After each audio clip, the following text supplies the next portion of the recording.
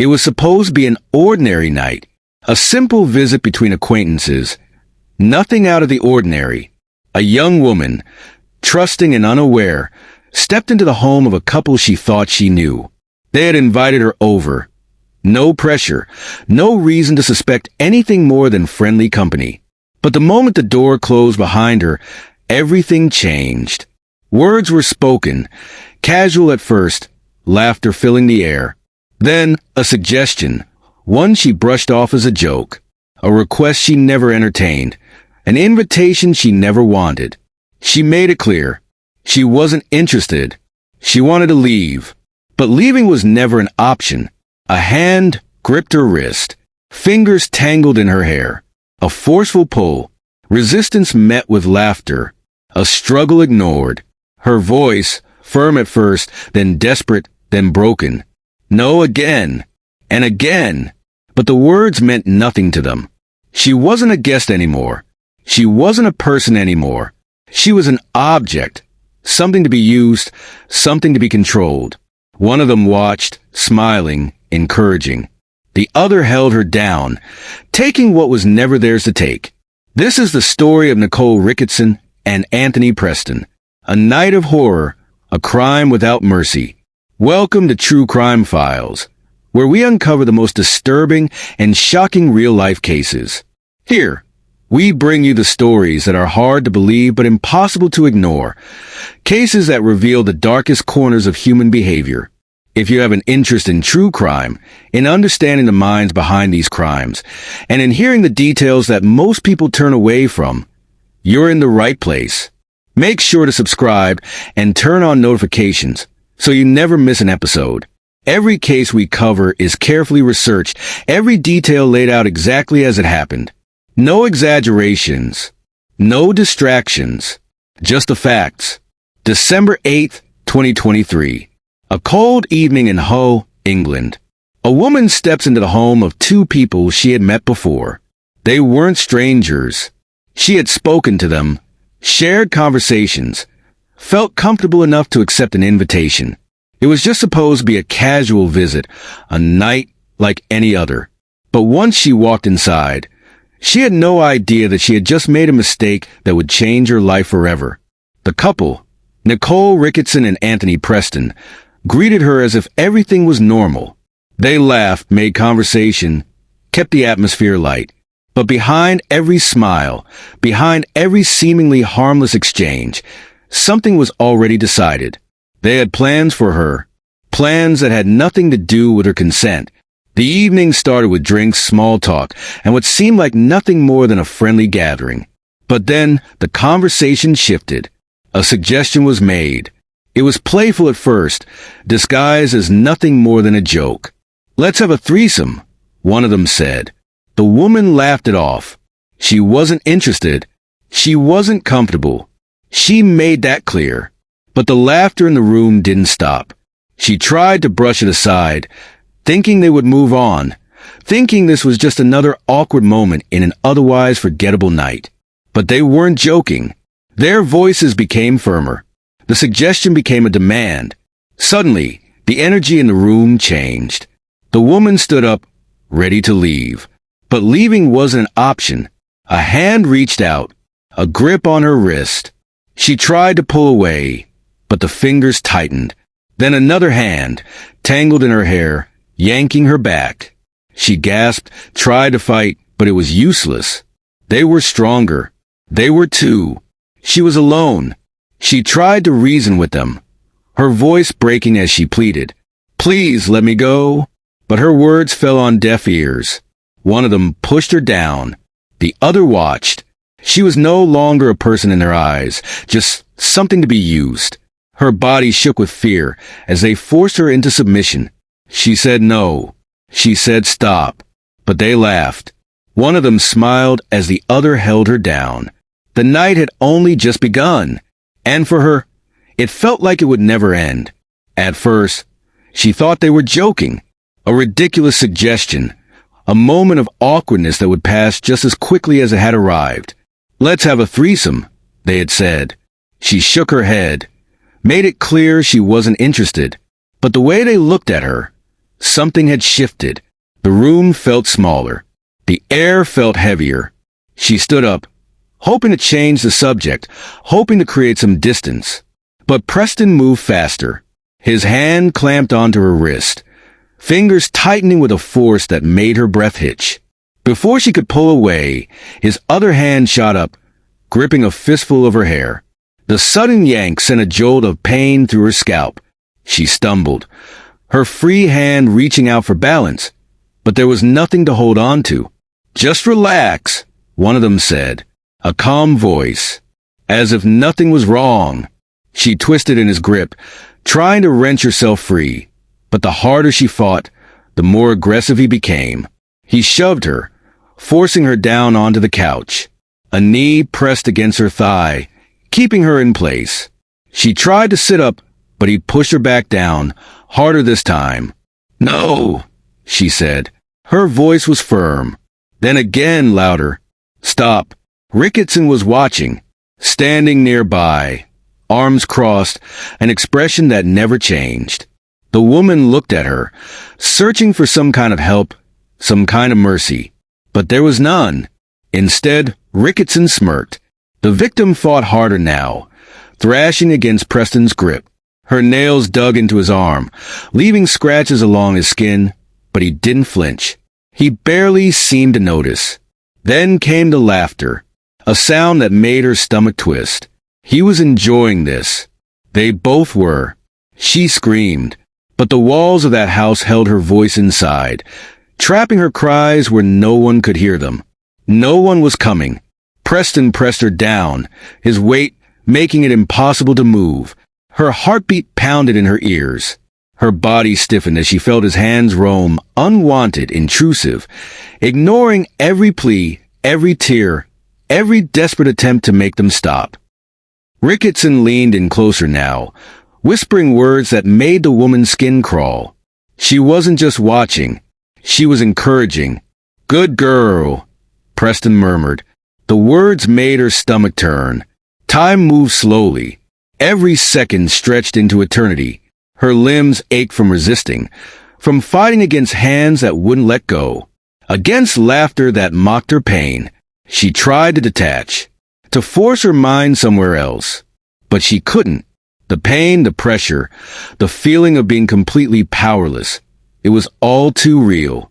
And then silence. It was over. But the nightmare was just beginning. Somehow, she managed to escape. Every muscle in her body screamed in pain, but she forced herself to move. She had to get out. She had to get away. Her hands trembled as she reached for her clothes, fumbling to pull them on with shaking fingers. She could still hear them, laughing, whispering. It made her stomach turn. Her heart pounded as she darted toward the door, expecting to feel a hand grab her at any moment. But no one stopped her. She ran, down the stairs, through the front door, out into the cold night air. She didn't look back. She couldn't. Her mind was racing, her body moving on instinct. One desperate thought repeating over and over. Find help. Get safe. Call someone. Her phone felt like lead in her hands as she dialed. The ringing seemed to last forever before a familiar voice answered. She tried to speak, but the words caught in her throat. Her breaths came in short, shallow gasps. When she finally forced the words out, they didn't come as sentences, just fragments. They wouldn't stop. They held me down. I said no. They laughed. I need help. The person on the other end didn't hesitate. Where are you? She gave the address. Moments later, flashing lights cut through the darkness. Police cars, officers, movement all around her. Someone wrapped a coat around her shoulders. Someone else asked questions. What happened? Who did this to you? Are you hurt? She answered as best she could, but the details felt heavy in her mouth. Meanwhile, inside the house, Rickatson and Preston weren't panicked. They weren't afraid. They didn't rush outside to check on her or act concerned. Instead, they stayed where they were, voices low, movements deliberate. Preston started stripping the bed. The blood-stained sheets, evidence of what they had done, were pulled away, bundled up, taken out of sight. A quick attempt to erase the proof. A desperate, careless effort to cover their tracks. But it was too late. The police arrived. The officers didn't need to force their way in. Rickatson and Preston met them at the door, pretending nothing had happened, wearing expressions of innocence. But the evidence was already stacked against them. The victim's words were not the only proof. There were injuries, marks on her body, scratches where she had fought back, signs that told the story even if she couldn't. Inside, the investigators moved quickly. A search began. The house was no longer just a home. It was a crime scene. And no amount of washing, no attempt to hide the truth, could erase what had happened there. The forensic team found what Preston had tried to dispose of. The bloodstains, the fibers, the undeniable traces of a crime that had been committed within those walls. Rickatson and Preston were taken in for questioning. They denied everything. It was all consensual, they claimed. She wanted this. She agreed to this. But their words didn't match the facts. The victim didn't waver. She told her story, again and again, no matter how painful it was to repeat. She sat across from officers, hands clenched in her lap, voice steady even as the memories tried to break her. She had said no. She had tried to leave. They hadn't let her. Investigators pieced everything together. The forensic evidence, the victim's injuries, the timeline of events. The lies Rickatson and Preston told began to fall apart. And just like that, their freedom was slipping away. The courtroom was silent as the charges were read. Every seat was filled.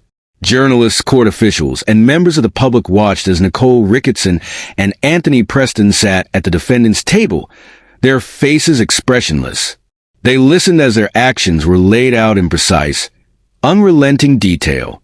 The victim's words, the forensic evidence, the medical reports, the desperate phone call, the testimony from the officers who had responded that night. But when it was their turn to speak, they didn't admit to anything. They denied it all. She wanted it, Preston insisted. His voice was firm, his expression calm. It was all consensual. Rickatson nodded in agreement. She never told us to stop, but the jury had already heard the truth. The bruises on the victim's body, the blood found in the home, the way she had run for her life the moment she got the chance. The fear in her voice as she recounted the details of that night. It wasn't a story. It was evidence. The prosecution wasted no time dismantling the defense. The victim had fought back. She had pleaded. She had tried to escape. And yet, they had continued. The forensic experts took the stand, explaining how the blood patterns told a different story than the one the defendants had crafted. The medical reports showed clear signs of force. The jury listened. The victim, despite everything she had endured, sat in the witness stand and faced them. She spoke with courage, though her hands shook. She answered every question, even the difficult ones. She described what had happened in that room, how she had felt trapped, helpless, powerless. She spoke about the moment she knew she wouldn't be able to fight them off. She told them about the laughter, and that, more than anything, stayed with the jury. Closing arguments were made. The prosecution painted a clear picture of cruelty, of a woman treated like nothing more than an object. The defense repeated their claims. There was no crime, only regret. But the jury wasn't convinced. It didn't take long. When they returned, the courtroom was still. Everyone waited. The judge asked for the verdict. Guilty, on one count of rape. For Preston, an additional guilty verdict for perverting the course of justice. Rickatson and Preston barely reacted. There were no outbursts, no dramatic displays. They sat there, absorbing the weight of what had just happened. For the first time, they weren't in control. The judge thanked the jury and turned his attention to the convicted. He spoke about the cruelty of their actions, about the suffering they had inflicted. He spoke about the courage of the victim. And then, he reminded them that justice does not forget. The victim sat quietly, her eyes on the floor. The verdict would not erase what had happened. It would not take away the nightmares, the fear, the memories that would stay with her for the rest of her life. But it was something. It was accountability. Rickatson and Preston were led away, the door closing behind them. They would await sentencing, but no sentence would ever be enough. For the victim, life would go on, but the scars, both the ones that could be seen and the ones that couldn't, would remain. This case raises so many questions. What do you think? Should their sentences be harsher? Should people like Rickatson and Preston ever be given a second chance? Or should they spend the rest of their lives behind bars? Let us know your thoughts in the comments below. Justice was served in the courtroom, but for the victim, the fight doesn't end with a verdict. Cases like this remind us of the importance of speaking out, of holding people accountable, of making sure survivors are heard and believed. If you found this story shocking, disturbing, or eye-opening, don't forget to like this video, share with others, and subscribe to our channel for more real-life crime stories. Every week, we uncover cases that expose the darkest corners of human nature, stories that deserve to be told. Turn on notifications so you never miss an update. And if you want to hear more about the most chilling crimes, stay tuned for our next episode. Until next time, stay aware, stay informed, and stay safe.